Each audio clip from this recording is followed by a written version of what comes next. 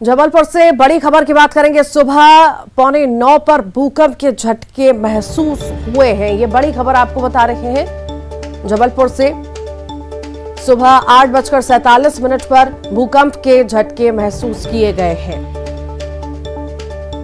जबलपुर की ये खबर है, जहां पर सुबह 8:47 पर भूकंप के झटके महसूस किए गए हैं। ज्यादा जानकारी के लिए प्रतीक हमारे साथ जुड़ गए। प्रतीक, भूकंप के झटके महसूस किए गए हैं, क्या ज्यादा जानकारी इस मामले में? ये देखिए बिल्कुल, तो अभी से कुछ मिनटों पहले ही भूकंप के झटके जो हैं वो शहर के अलग अलग हिस्सों में महसूस किए गए और वाकई कई स्थानों पर लोग घरों से बाहर भी निकल आए। तकरीबन 3 सेकंड तक जो है झटके महसूस किए हैं। फिलहाल गूगल के माध्यम से जानकारी मिली है, जो कि फिलहाल आधिकारिक नहीं कही जा सकती, लेकिन 4.5 इसकी तीव्रता बताई जा रही है। और जो एपिसेंटर समझ में आया है अर्थक्वेक का, वो 35 किलोमीटर दूर है, जो कि जबलपुर से है। फिलहाल इस पूरे मामले में भोपाल में जो सिस्मोग्राफ डिपार्टमेंट है उसके द्वारा आधिकारिक जानकारी कुछ ही देर में स्पष्ट की जाएगी। लेकिन हाँ, बेशक शहर के अलग अलग हिस्सों में धरती हिली है, धरती कांपी है और जबलपुर से 35 किलोमीटर दूर इसका जो केंद्र है, भूकंप का जो केंद्र है वो बताया जा रहा है। कुछ स्थानों पर भी लोग ये बतला रहे हैं कि काफी जोर की हलचल जो है वो ही है। हाईकोर्ट परिसर में भी अधिवक्ता जो सुबह सुबह पहुंचे थे, वहां भी हलचल देखने को मिली। तो स्पष्ट कह सकते हैं कि धरती हिली है, इसमें कोई दो राय नहीं है। और आधिकारिक जानकारी भी कुछ ही देर में आ जाएगी कि आखिर कितनी इसकी तीव्रता थी। फिलहाल अनुमान के मुताबिक 4.5 मैग्नीट्यूड का भूकंप बतलाया जा रहा है, लेकिन अभी इसकी आधिकारिक जानकारी ऋतु आनी बाकी है। भोपाल में संबंधित विभाग है, उसके द्वारा इस मामले में पुष्ट जानकारी दी जाएगी। एक और जानकारी है कि 1 घंटे पहले पाकिस्तान में भी भूकंप के झटके महसूस किए गए थे, ऐसी खबरें आई थी। उसके कुछ देर बाद जबलपुर में भी झटके महसूस किए गए हैं। तो आखिर कहाँ ये केंद्र रहा, इसकी जानकारी कुछ ही देर में सामने आ सकती है। जी, बहुत शुक्रिया प्रतीक। प्रधानमंत्री नरेंद्र मोदी आज राजस्थान के बांसवाड़ा में आदिवासियों को संबोधित करेंगे। पीएम मोदी बांसवाड़ा कार्यक्रम के जरिए मध्य प्रदेश, राजस्थान और गुजरात के आदिवासियों को साधने की कोशिश करेंगे। बांसवाड़ा में पीएम मोदी के कार्यक्रम में सीएम शिवराज सिंह चौहान भी शिरकत करेंगे। सीएम शिवराज 8 बजे सुबह बांसवाड़ा जाएंगे, वे दोपहर में फिर भोपाल लौट आएंगे। राज्यपाल मंगूभाई पटेल भी आज पीएम मोदी के कार्यक्रम में शामिल होंगे।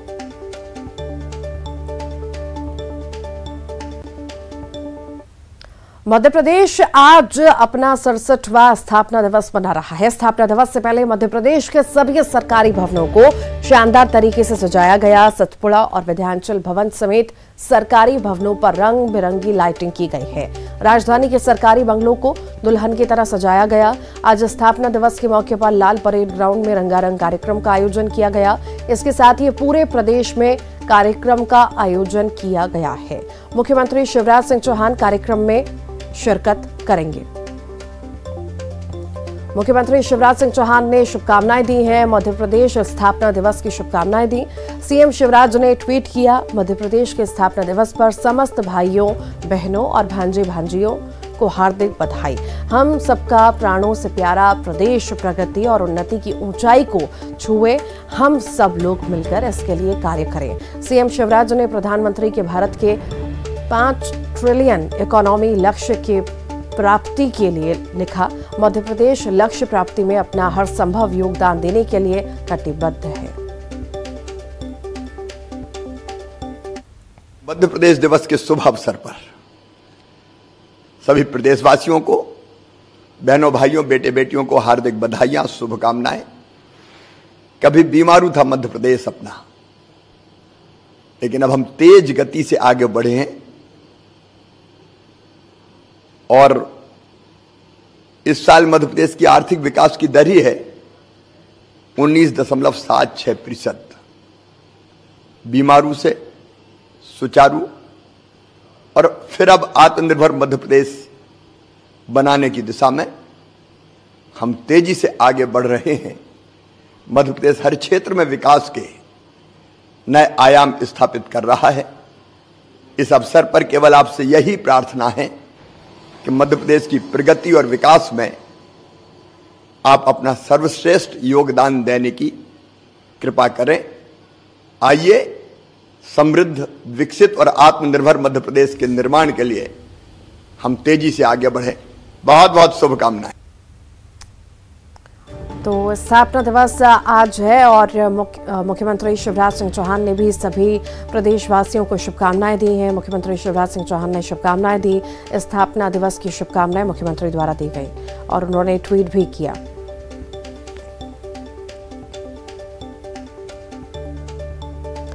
और इसी पर ज्यादा जानकारी के लिए शैलेंद्र हमारे साथ जुड़ गए। शैलेंद्र, 67वां स्थापना दिवस मध्य प्रदेश का आज है। सज धज कर राजधानी तैयार हो चुकी है, बड़े बड़े कार्यक्रम रखे गए हैं। मुख्यमंत्री ने भी सभी को बधाई दी है। शैलेंद्र।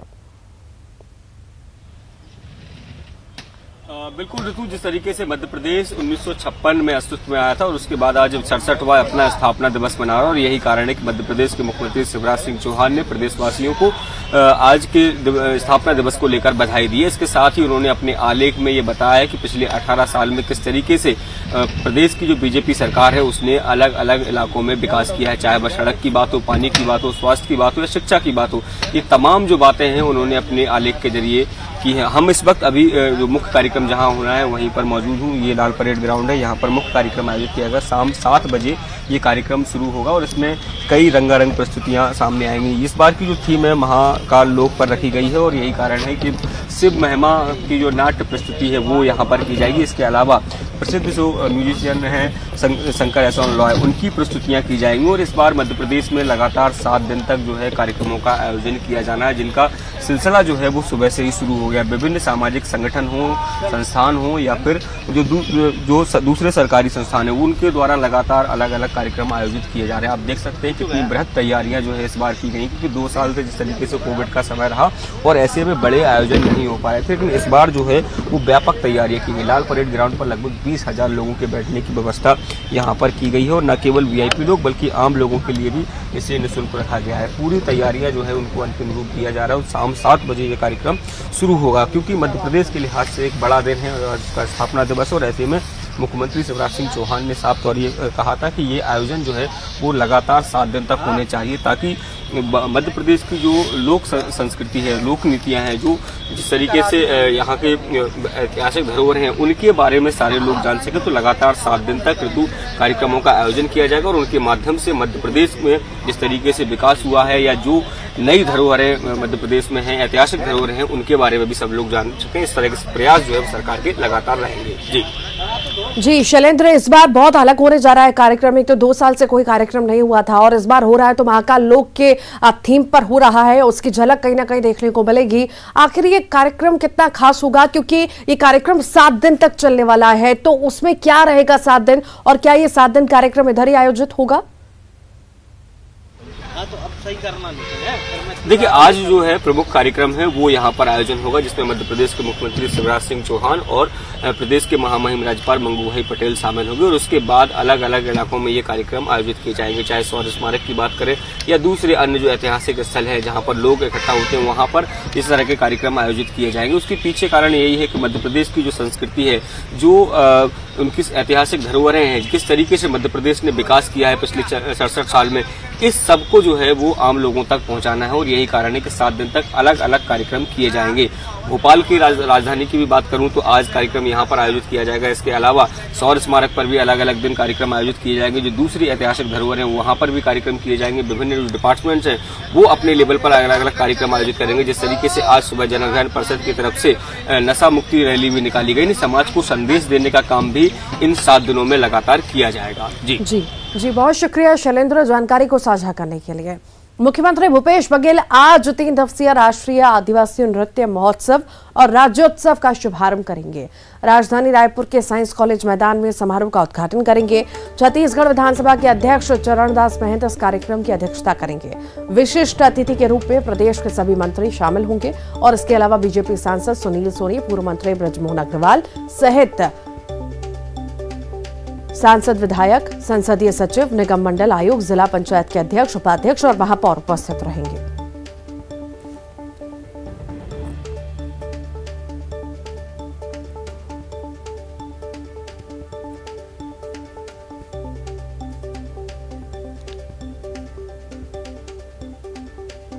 और ज्यादा जानकारी के लिए देवव्रत भगत हमारे साथ जुड़ गए हैं। देवव्रत, 3 दिन का महोत्सव होने जा रहा है, 3 दिन के महोत्सव का शुभारंभ होने जा रहा है, मुख्यमंत्री भूपेश बघेल शुभारंभ करेंगे। कितना खास ये कार्यक्रम रहेगा, क्या क्या तैयारियां, जानकारी?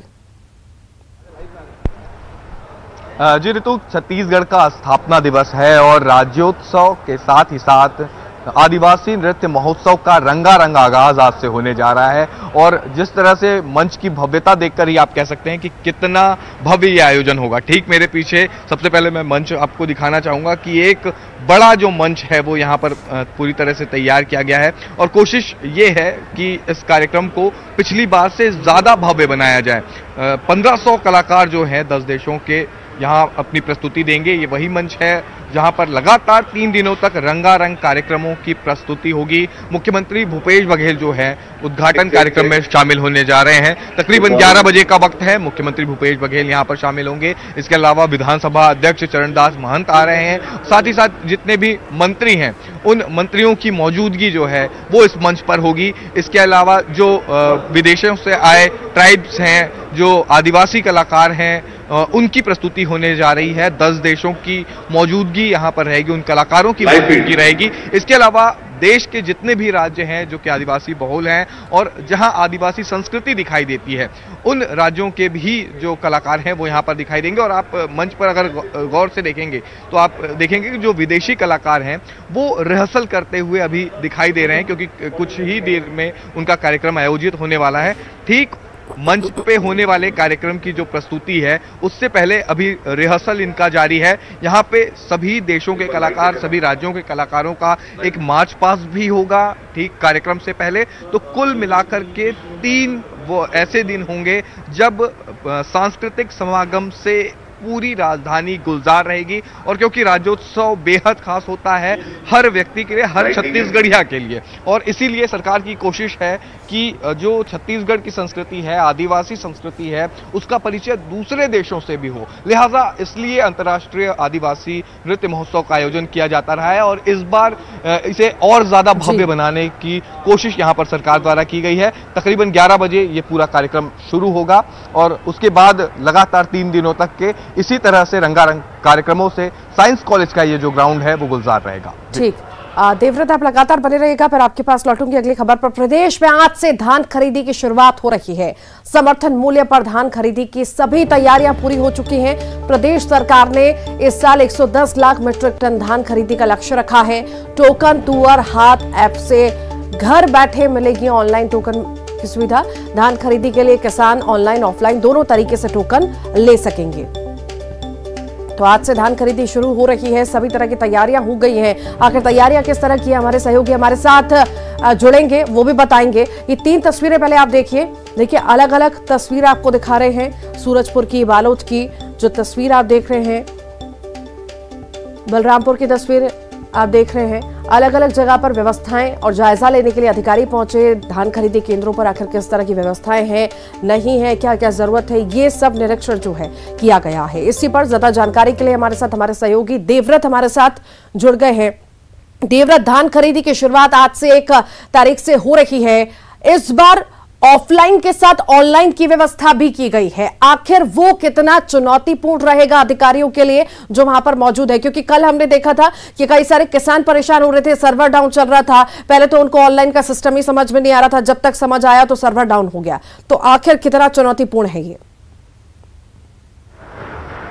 जी, क्योंकि छत्तीसगढ़ का आज राज्योत्सव भी है और किसानों के लिए भी बड़ा दिन, क्योंकि उनकी मेहनत का, उनकी उपज आज से जो है सरकार खरीदने जा रही है समर्थन मूल्य पर। और समर्थन मूल्य पर खरीदी की जो तैयारी है वो पिछले कई महीनों से शुरू हो जाती है और इस बार भी जिस तरह से सरकार के द्वारा ये दावा किया जा रहा है कि पूरी माकूल तैयारियां जो हैं वो कर ली गई हैं। हालांकि इस बार बाकी बार से अलग ये है कि टोकन जो है वो ऑनलाइन किसानों को मिल पाएगा और इसके लिए जो है टोकन तुहर द्वार की शुरुआत एक तरह से यहाँ पर की गई है। एक ऐप लॉन्च किया गया है और सर्वर की जिस तरह से दिक्कतें हैं तो वो पिछले बार भी देखने को मिल रही थी कि धान खरीदी केंद्रों में सर्वर डाउन था। और अभी आज से क्योंकि ये पूरी व्यवस्था शुरू हुई है और जो पहले खरीदी होने जा रही है वो छोटे किसानों की धान खरीदी की जाएगी और उसके बाद बड़े किसानों से धान जो है वो लिया जाएगा। प्रति किसान जो है प्रति एकड़ 15 क्विंटल की जो क्षमता है उसके अनुरूप धान की खरीदी जो है वो होने जा रही है। खासकर एक बात यहाँ पर यह भी आ जाती है कि दिक्कतों की बात हर साल सरकार के द्वारा यह दावा किया जाता है कि इस बार किसी भी तरह की दिक्कत नहीं आएगी। पिछली बार बारदाने को लेकर के किसान परेशान दिखाई दिए थे और इस बार सर्वर को लेकर के कुछ किसानों की शिकायत सामने आई है। हालांकि आज से क्योंकि ये खरीदी शुरू होने जा रही है, किसानों के लिए ये बड़ा दिन है, लिहाजा पूरी तैयारी तो सरकार के द्वारा करने की बात यहां पर की जा रही है और आज से ही पता चलेगा क्योंकि पंजीयन जो है प्रक्रिया शुरू हुई है और उसके बाद जो किसान हैं अपने टोकन के आधार पर धान अपना बेच सकेंगे। एक महत्वपूर्ण बात यहां पर यह भी आ जाती है कि अगर किसी किसान का टोकन ऑनलाइन नहीं निकल पाता है तब इसकी पूरी जो व्यवस्था है वो धान खरीदी केंद्रों में भी रखी गई है। जायजा ले लिया गया। अधिकारियों द्वारा देखने वाली बात होगी कि आखिर कब तक ये धान खरीदी हो पाती है और किस तरह से होती है। बहुत बहुत शुक्रिया। बिलासपुर से बड़ी खबर है। उत्तराखंड में हाईकोर्ट के उच्च अधिकारी को धमकी भरा पत्र मिला है। जान से मारने की धमकी देकर 50 करोड़ की मांग की गई है। ये बड़ी खबर। फिरौती का कनेक्शन बिलासपुर से मिला है। नैनीताल पुलिस बिलासपुर फिलहाल पहुंची है। सेंट्रल जेल और पोस्ट ऑफिस पहुंचकर जांच पड़ताल कर रही है। सेंट्रल जेल में डकैत पुष्पेंद्र नाथ बंद था। चिट्ठियों से मिलान किया गया है।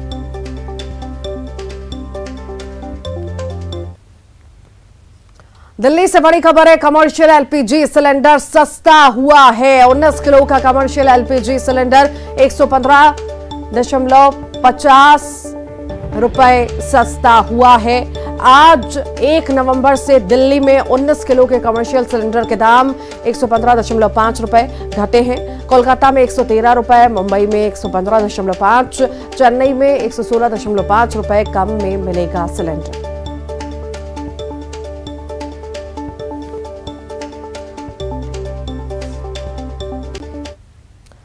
भोपाल से बड़ी खबर की बात करते हैं। एमपी में 6 नवंबर से मौसम केंद्र का ठंड का अलर्ट है। पाकिस्तान से हिमालय के रास्ते मैदानी इलाके में ठंडी हवाएं आना शुरू हो चुकी हैं। हिमालय में बर्फबारी होने से सिस्टम स्ट्रांग होने लगेंगे। मैदानी क्षेत्रों में ठंड बढ़ जाएगी। रात का तापमान 14 डिग्री के भी नीचे आने की आशंका जताई गई है।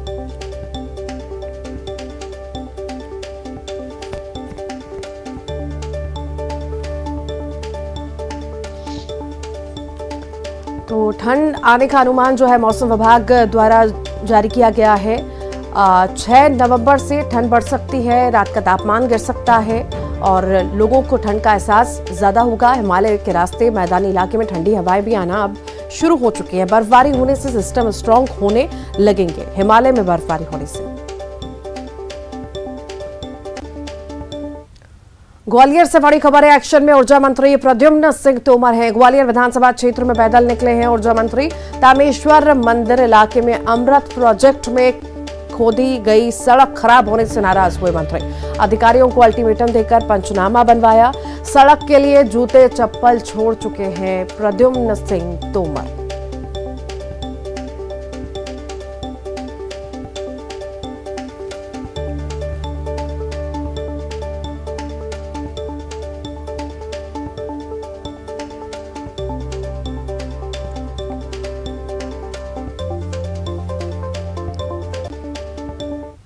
और इसी के साथ ही मॉर्निंग ब्रेकिंग न्यूज में इतना ही।